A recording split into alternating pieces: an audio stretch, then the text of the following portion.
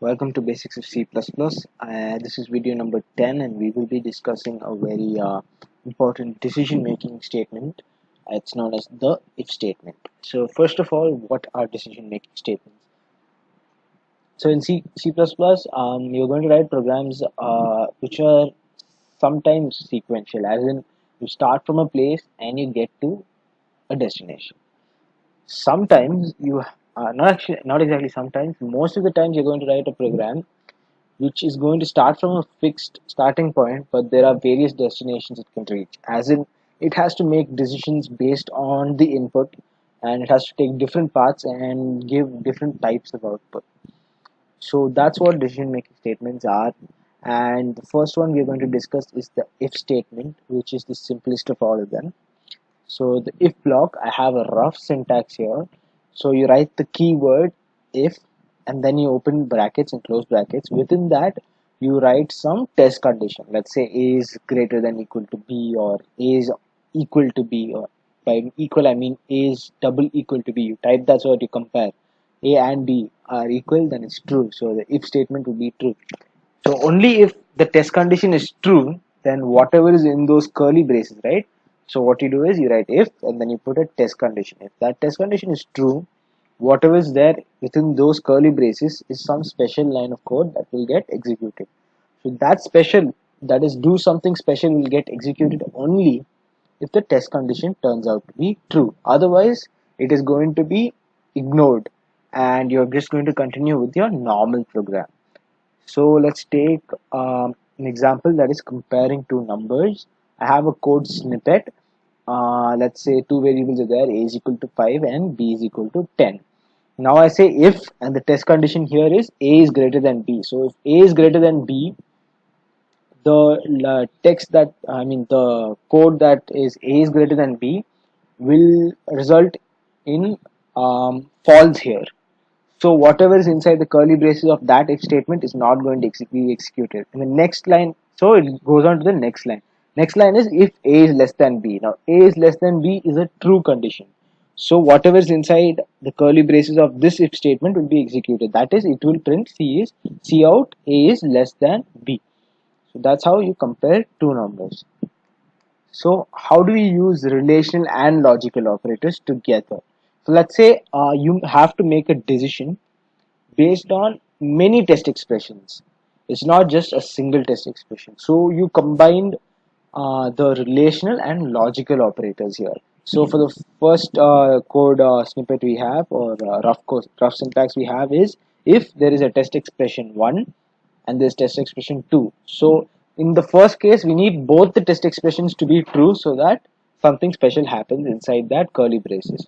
So what do? We put an AND operator in between these test conditions. So basically, whatever is on the left of the AND is true, whatever is on the right of the AND is true. That is, when both of these are true, then something special happens, as in whatever is in the curly braces is executed. You put those brackets so that the computer knows which is statement number 1 and statement number 2. The second case we have is if test expression 1 or test expression 2. This is basically like if one test expression is true and the other one is false, it's still going to do something. The basic criteria is at least one of them should be true. So you do something special there. So that is how you combine relational and logical operators. So now we have a question to try. So this is a very popular starter program. It is to check if a number is even or odd. So we write a program to check if a number is odd or even. So we input the number from the user and print if the entered number is odd or even. So I want you to go ahead, open code blocks and try this question. And in the next step, I will give you a good idea on how to solve this. And then in the third step, I will go ahead and actually type out the original code.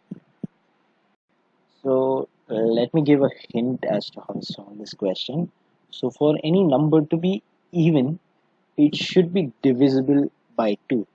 That is, when you divide that number by 2, your remainder should be 0. your remainder should be 0. So we have a remainder operator, that is the modulus operator in C++. So if you use that along with our relational operator, you would be able to get the answer. So if you've understood the logic, go ahead and try implementing it. If you still haven't, then stick around, we will solve this. Let's type our basic startup syntax, hashtag include IO stream using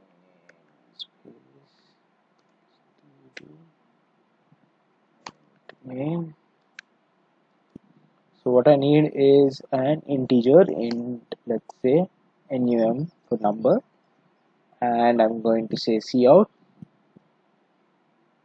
enter the number,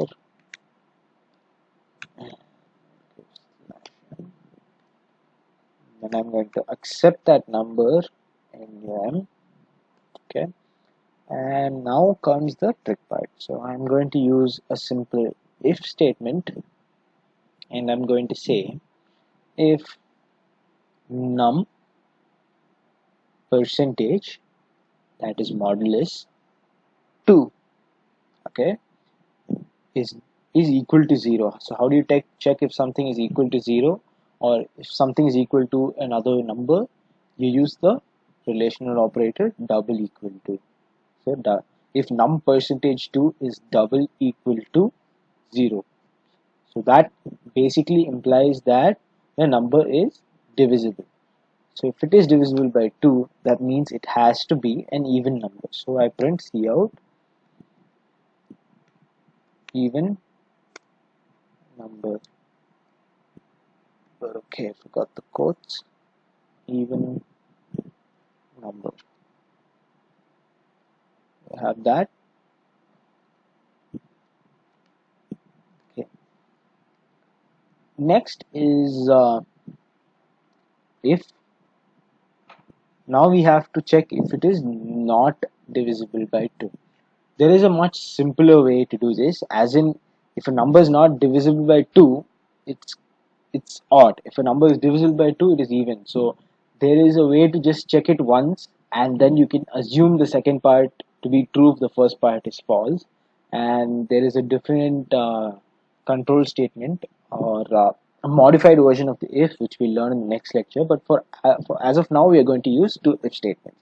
So if num percentage or moduli 2, and how do we check if it is not equal to?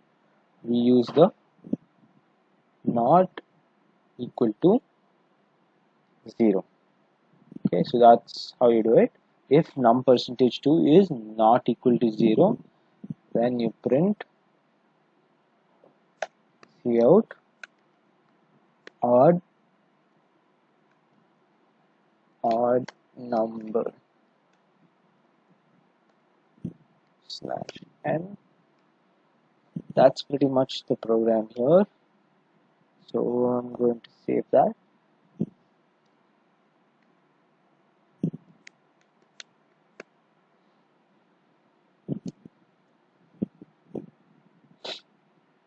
Okay, so we have that. Let's try running that. Let's hope there's no errors for this. Yes, there are no errors. So let's enter a number. Let's enter odd maybe. The output is odd number. We'll go ahead and run that again. And maybe let's try an even number. Even number.